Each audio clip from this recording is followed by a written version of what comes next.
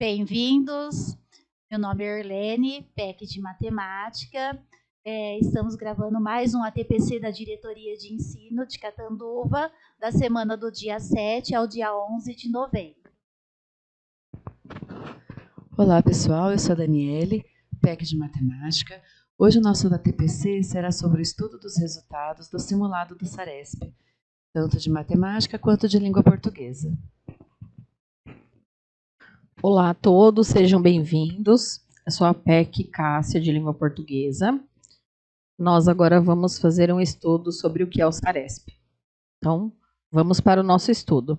Dando continuidade, vamos falar agora um pouco sobre SARESP, que é o Sistema de Avaliação de Rendimento Escolar do Estado de São Paulo.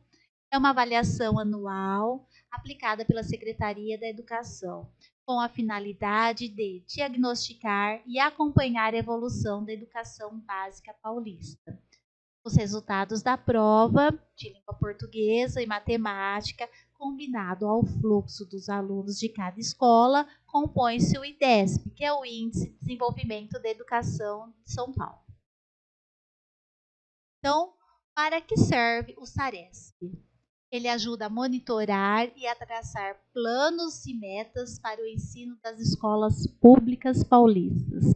E com base nos resultados do SARESP, as equipes das escolas elas podem aprimorar seus projetos pedagógicos e enfrentar os problemas identificados na avaliação. Temos o cronograma da aplicação, prova de língua portuguesa e matemática, dia 30 de novembro. Prova de Ciências da Natureza, dia 1 de dezembro, e prova de Língua Inglesa no dia 1/12, em amostragem, que também será digital.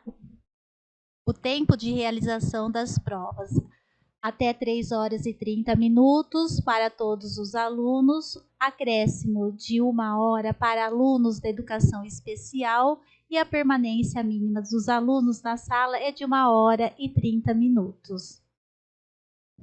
A resolução SEDUC 81, do dia 19 de outubro de 2022, todas as escolas da rede de ensino, em caráter obrigatório, incluindo estudantes dos 9º anos do ensino fundamental e da 3ª série do ensino médio, de forma censitária. O público-alvo do SARESP 2022 será considerado como base nos dados constantes no sistema de cadastro dos alunos, no dia 31 de agosto de 2022, conforme atualização feita pelas próprias escolas. Os estudantes dos anos séries envolvidos realizarão as provas na escola, nas classes e nos turnos manhã, tarde e noite, que vem frequentando no ano em curso.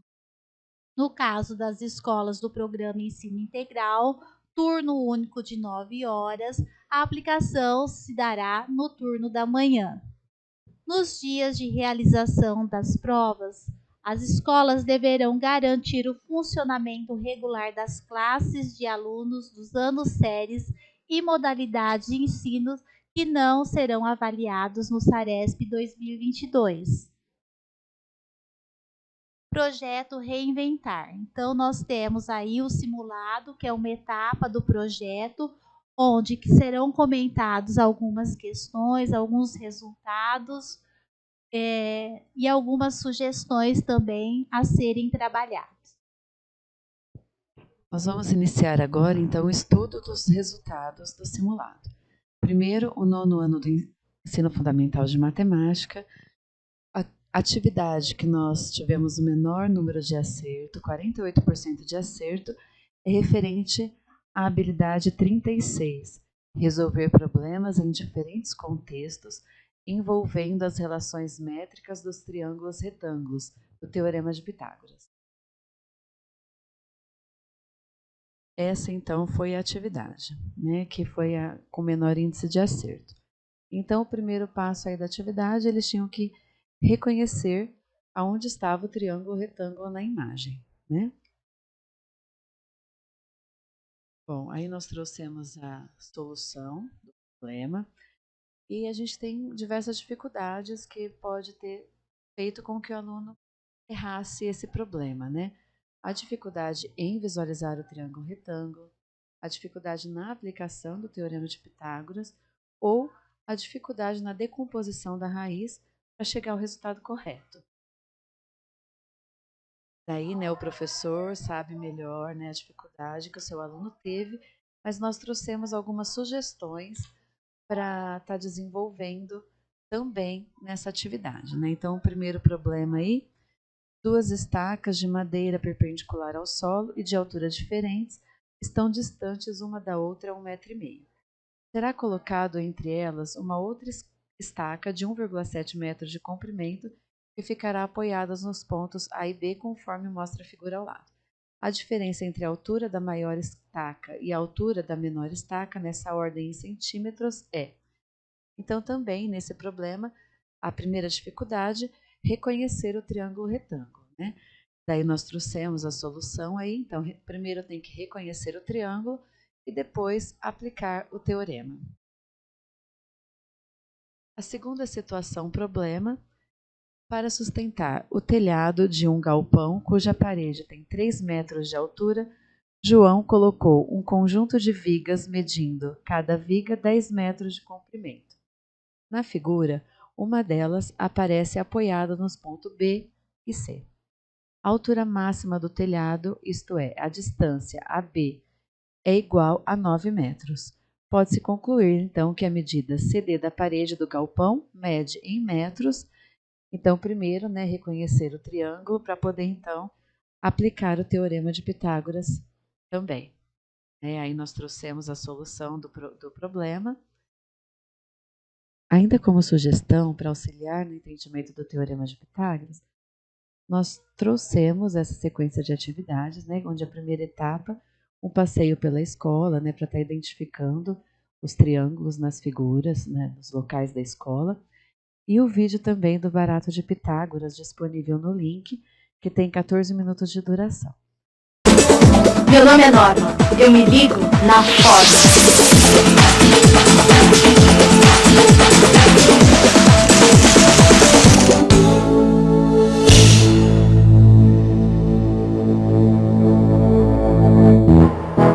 Essa aí sou eu, uns anos atrás. Essa era minha professora de matemática. E esse é o Teorema de Pitágoras. A soma dos quadrados dos catetos é igual ao quadrado da hipotenusa. Repitam comigo. A soma dos quadrados dos catetos é igual ao quadrado da hipotenusa. Entenderam? Entenderam. Eu não entendi nada. Eu duvido que alguém na minha classe soubesse explicar o significado disso. A soma dos quadrados dos catetos é igual ao quadrado da hipotenusa. Tipo assim, a soma dos quadrados dos catetos, né? Vezes, eu acho, os quadrados do... Como chama? A soma da hipotenusa é igual ao cateto que é... Mas eu não sei falar os nomes dos negocinhos. É assim, 2 vezes 2 vai ser 4. Do outro lado, 2 vezes 2, 4. Esses são os catetos. 4 mais 4 é 8. Esse é a hipotenusa. Eu fiquei com essa história do triângulo na cabeça. Eu comecei a ver triângulos por todos os lados. Eu comecei a sonhar com os triângulos. Eu comecei a me sentir perseguida pelos triângulos. Eu estava completamente alucinada com essa história dos triângulos. Até que um dia eu comecei a entender os triângulos. Por exemplo, esse aqui. Nós convivemos com os triângulos o tempo todo. Dá só uma olhada nesse objeto aí. Explica pra eles o que significa isso. Isso aqui é um tripé, ele serve para apoiar a câmera. Tripé quer dizer 3 pés. Você consegue perceber que nessa figura existe uma forma triangular? Você já parou pra pensar por que esse negócio que segura a câmera é um tripé e não um quadripé? Além do triângulo ser uma ótima ideia, ele também é uma ótima estrutura ele serve para muitas coisas. Serve, por exemplo, para a gente fazer as coisas pararem em pé. Né? Então, a gente tem certas dificuldades com as figuras geométricas, e como nós construímos muito a partir das figuras geométricas, nós precisamos de estabelecer algumas figuras, né, ou algumas geometrias, né, que façam com que as coisas parem em pé. Então a gente costuma usar na estrutura o triângulo como algo que torna as coisas estáveis. O que é a estabilidade na estrutura? Ela não se deformar, não mudar de forma. Na hora que entrarem as ações, as cargas, o vento, as coisas que vão exigir dela que ela trabalhe, ela vai responder a isso, aguentar o tranco, mas não mudar de forma. Isso é estabilidade. Para isso, então, a gente pega esse quadradinho e divide esse quadradinho em 2 triângulos. Não mexeu nunca mais. Em algumas situações, os triângulos são bastante visíveis. Né? Numa estrutura de telhado, por exemplo, né, o que a gente chama de tesoura, né, ou chama de treliça, os triângulos estão bem aparentes. Né? Eles aparecem claramente para a gente na composição da estrutura. Em algumas situações onde a gente precisa, por exemplo, fazer um portão parar. A gente conhece aquele portão que tem aquelas longarinas, né, as ripas todas em pé, 2 na horizontal, e aí vem o sujeito e coloca uma terceira na diagonal, formando 2 triângulos, que consiste justamente em desenhar essa estrutura, um caminho melhor para essas forças, né, na estrutura do portão. Em botânica, a gente diz que as plantas mais recentes, ou que as plantas que surgiram mais recentemente, tem toda a estrutura dela baseada em formato de um triângulo, ou de 3, né, formas trímeras, sempre 3 e 3. No caso das plantas, a gente tem flores que utilizam a forma triangular como uma forma floral. Então, a gente tem 3 pétalas, 3 sépalas, opostas em formato de triângulo. Um exemplo, a orquídea, o lírio, todas as monocotiledôneas seriam, né? Olha só que curioso. Uma vareta sozinha não para em pé. Agora, 2 varetas sozinhas também não para em pé. Já 3 varetas, esta sim, param em pé. Viu como a gente descobre as coisas fazendo as mãos trabalharem? Vamos fazer? É muito mais legal aprender geometria colocando a mão na massa e construindo as formas. Fique ligado no material que você vai precisar. Folhas de papel, lápis, qualquer papelão, tesoura, elásticos, espetinhos de bambu com o mesmo tamanho, tripa de mico. Vamos fazer poliedros de lados triangulares. Para fazer o triângulo, nós vamos usar somente uma folha de papel, sem régua. Os poliedros nós vamos marcar no papelão e recortar. E depois vamos ligar com elástico. Vamos fazer?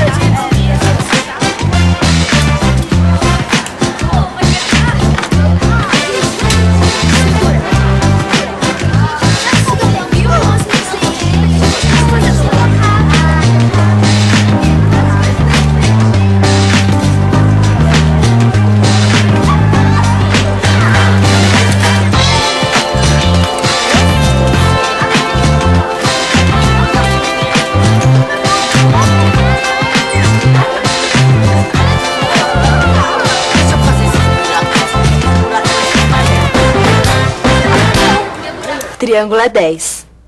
Aliás, não vamos confundir as coisas. Triângulo é 3. Triângulo tem esse nome porque dentro da figura existem 3 ângulos. Tudo que tem 3 ângulos é triângulo. Se o triângulo tem 3 ângulos iguais, é sinal que os lados também são iguais. E o nome do triângulo é equilátero. Equi tem a ver com igual, como na palavra equilíbrio. Agora, vamos desequilibrar um pouco as coisas. Se a gente faz um lado e um ângulo diferente dos outros dois, a gente cria um tipo diferente de triângulo. Se a gente bagunça totalmente o triângulo, deixando todos os ângulos e lados diferentes, a gente forma mais um tipo de triângulo. E tem ainda um outro tipo de triângulo que durante anos me atormentou. A soma dos quadrados dos catetos é igual ao quadrado da hipotenusa. Esse mesmo, o tal do triângulo retângulo, do tal teorema do tal Pitágoras. Aquele que a gente decora, mas nunca aprende. O que não me ensinaram na escola é que o Pitágoras era um grego alucinado por geometria e matemática. Ele descobriu uma porção de coisas mexendo nas formas geométricas. Por exemplo, o Pitágoras pegou esse triângulo aí. Tá vendo que ele tem um ângulo de 90 graus? Pois é, um ângulo de 90 graus é um ângulo reto. E é daí que vem o nome do triângulo. Olha só, vamos trocar a ordem das palavras. Reto, ângulo. Ou seja, retângulo. O Pitágoras fez o seguinte: desenhou um quadrado a partir de cada um dos lados do triângulo. Depois, o Pitágoras quadriculou os 2 quadrados dos lados menores, os tais dos catetos. Esses quadradinhos aí são todos iguais. Os azuis e os vermelhos têm o mesmo tamanho. Agora, presta atenção porque essa história é demais. Olha os quadrados de um cateto indo para o quadrado da hipotenusa. Agora, os quadrados do outro cateto também vão para o quadrado da hipotenusa. Viu só? Os quadradinhos no quadrado da hipotenusa são os mesmos quadradinhos dos quadrados dos catetos. E é isso que quer dizer a fórmula. A soma dos quadrados dos catetos é igual ao quadrado da hipotenusa. A fórmula vale para todo e qualquer tipo de triângulo retângulo. Pode experimentar. Geometria é o máximo, né? Decorar que não tem graça. O barato é entender.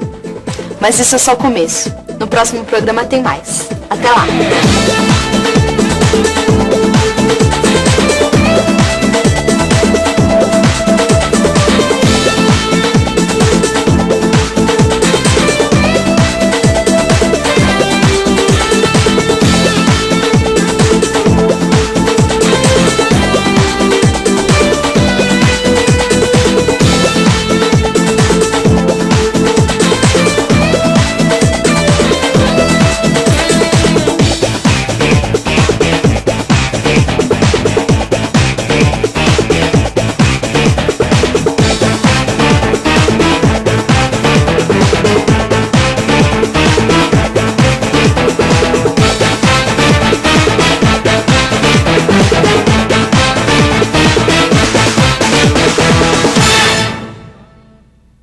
Depois, atividade prática, que pode ser tanto com recortes como no GeoGebra.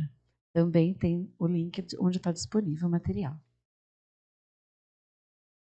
Um jogo de tabuleiro, né, o tabuleiro pitagórico, onde a gente tem as regras, está disponível nesse link o jogo, né? Eles vão, aplicações diretas do teorema, onde eles vão resolver e andar as casinhas. Ganha, né, quem chegar primeiro, mais próximo do final. Aí a gente tem os cartões, né, as atividades onde eles vão estar resolvendo para saber o valor da incógnita e andar as casinhas de acordo com o resultado. Na terceira série do ensino médio, a habilidade que teve o menor índice de acerto, 54%, foi a H30, resolver problemas que envolvam relações métricas fundamentais, comprimentos, áreas e volumes, de sólidos como a pirâmide e o cone. A atividade é essa daí que está na figura, onde a dificuldade era visualizar o triângulo retângulo, encontrar a altura da face, daí calcular a área lateral total da pirâmide. Nós trouxemos aí a solução, né? E também trouxemos sugestões. São situações, problemas como sugestões. Então, a primeira, o centro de um cubo de 12 centímetros de aresta forma com uma de suas bases uma pirâmide cujo volúmetro em centímetros cúbicos é. Então, achar o volume da pirâmide. Então, aí tem que achar primeiro a altura da pirâmide para poder estar encontrando o volume, né? Aí está a solução. A próxima situação, problema. Uma indústria fabrica casquinhas para sorvete na forma de cone, com 6 centímetros de diâmetro na base e 12 centímetros de altura. Conforme a figura ao lado, se a altura desse cone for reduzida em 2 centímetros e o diâmetro da base for mantido o mesmo, o novo volume em relação ao volume inicial será reduzido em. Então, aí a gente entra a interpretação do enunciado e os cálculos. Estão todos aí? E trouxemos também um vídeo que fala sobre o volume da pirâmide, do cone e da esfera disponível no link, como um material auxiliar. Dando continuidade ao nosso TPC da DE de Catanduva, nós vamos continuar com a abordagem do simulado do SARESP 2022 Língua Portuguesa. Aqui nós vamos ter uma questão para aprofundamento de estudos dos 9º anos do ensino fundamental. Questão essa, questão 22, habilidade 15, estabelecer relações entre os segmentos de um texto, identificando o antecedente de um pronome relativo ou referente comum de uma cadeia de substituição lexicais. No gabarito, a alternativa correta é a letra C. E nesta questão, a porcentagem de acertos foi de 30,91%. Aqui segue a questão para que vocês possam verificar. Comentário. Nessa questão, o foco é análise linguística e semiótica. A finalidade é identificar, compreender e produzir textos contendo o uso adequado do pronome relativo para o cumprimento da coesão textual. É fundamental uma prévia com os estudantes para revisar conceitos, destacando a função do pronome relativo, variável e invariável. O estudante poderá sentir dificuldade de selecionar o pronome relativo adequado ao contexto de uso, especialmente os pronomes relativos variáveis e invariáveis. Então, seguem sugestões. Usar quadro de apoio para consulta, impresso ou como pesquisa antecipada. Usar a metodologia ativa, estação por rotação. Então, aqui eu deixei o quadro para que pudessem verificar. E também usar como suporte. Sugestão da atividade. Aqui nós deixamos um plano e uma sugestão de atividade com a habilidade. Tema é o repórter, objetivo da aula.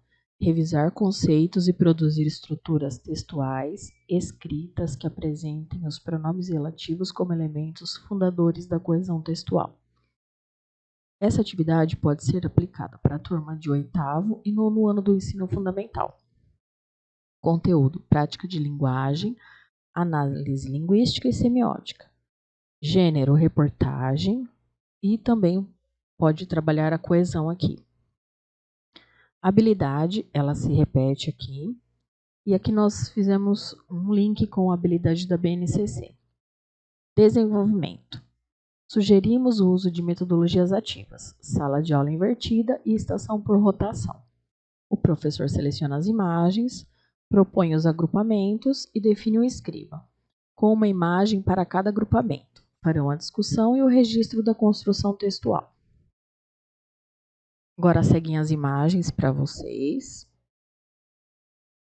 E uma das imagens, a gente está apresentando aqui um texto que foi produzido para finalidades didáticas, como uma sugestão de resposta para esta atividade que nós propomos. Lembrando que vocês vão adequar da melhor forma para a turma de vocês. Agora seguimos com a questão das terceiras séries do ensino médio. A questão foi a questão 4. Habilidade 13. Identificar a proposta defendida pelo autor em um texto. considerando a tese apresentada e a argumentação construída. Então, no gabarito, a questão correta é a letra D. Porcentagens de acerto foi de 54,9%. Aqui nós temos a questão, para que vocês verifiquem, né, conforme está no simulado, e o comentário. Essa questão apresenta um trecho de um artigo de opinião publicado em um jornal de ampla circulação. O item afere o domínio da habilidade de identificar a proposta defendida pelo autor em um texto, considerando a tese apresentada e a argumentação construída. O tema do texto discute a pertinência e a validade das cotas universitárias e o autor defende explicitamente uma tese, a de que a solução efetiva para a desigualdade é a melhora da escola básica, que deve ser pública, gratuita e de qualidade. A explicitude da defesa do autor é marcada textualmente pela expressão: o que precisamos é que introduz a tese presente no último parágrafo do trecho. Poucos estudantes responderam adequadamente à questão, sendo a correta conforme o gabarito, que aqui a gente já sinalizou para vocês. Agora, nós apresentamos aqui uma sugestão de atividade. Então, aqui, nesta atividade, a gente propõe uma ativação de conhecimentos prévios, ou uma recuperação contínua. Na primeira imagem, vocês veem os estudantes recebendo um totem com o número da mesa, ou seja, cada mesa tem um número, em sentido horário, né, para fazer a rotação. Eles recebem uma comanda, e nessa comanda, né, eles vão fazer a leitura. E aqui nós temos alguns textos. Em cada mesa há uma configuração de texto. Então, vejam na imagem 2 e na imagem 3. Nós temos na imagem 2 os jovens com textos e imagens e plaquinhas onde ele tem que identificar o que é fato e o que é opinião e colocar a plaquinha sobre o texto. Na imagem 2, segue outro grupo também fazendo análise de outros textos, também identificando fato e opinião. Após essa atividade, já ativou os conhecimentos prévios. Então, agora vem a nossa atividade, a nossa proposta de atividade. Tema: reconhecendo os diferentes tipos de argumentos de textos de opinião. Objetivo da aula: permitir a identificação e reflexão sobre o uso de modalizadores na construção do discurso e do ponto de vista. Identificar tanto em notícias como em artigos de opinião o papel dos adjetivos, advérbios, locuções adverbiais e adjetivas na construção dos sentidos e seus significados contidos nas entrelinhas dos textos midiáticos da ordem do argumentar, bem como o papel deste na construção de um julgamento. Para que turma que se destina a terceira série do ensino médio? Lembrando aqui que pode ser adequadas as atividades para outras séries e em momentos do bimestre também, tá? Conteúdo: análise linguística e semiótica, gênero, artigo de opinião. Habilidades: habilidade 13, que foi a que a gente construiu lá, né? Que verificou e sinalizou. E com esta habilidade, nós linkamos as habilidades da BNCC, né? Que é as habilidades que estão entrelaçadas com a proposta. Desenvolvimento: apresente a tabela com os exemplos dos modalizadores. Então, aqui você vai ter uma proposta onde você vai apresentar. A seguir, vocês vão verificar. Explique que a atividade que deverão fazer consiste em reconhecer o uso de modalizadores no artigo de opinião. Organize a sala em 7 grupos, de modo que cada grupo fique com uma das 7 partes do texto, vagão cor-de-rosa. Distribua as partes do artigo de opinião, vagão cor-de-rosa, de Luiz Rufato. Cada grupo deve receber um trecho diferente e analisar as partes destacadas em seu trecho. Oriente os alunos a discutir e classificar cada tipo de modalizadores usando os códigos S, suposição, N, necessidade, C, certeza, A, afetividade, P, possibilidade, D, desejo. Então, vamos seguir aqui para vocês conhecerem o quadro.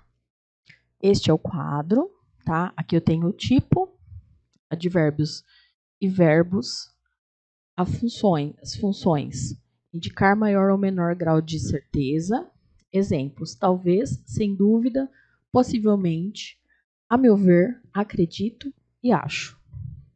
Depois, tipo, afetivos, funções, indica relações afetivas do enunciador sobre o conteúdo, exemplos, infelizmente, felizmente, infelizmente, francamente, lamentavelmente.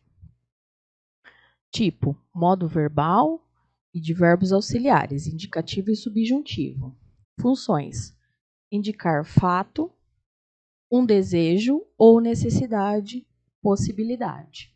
Exemplos, o vagão rosa existe. Gostaria que o vagão rosa existisse. É provável que o vagão rosa funcione.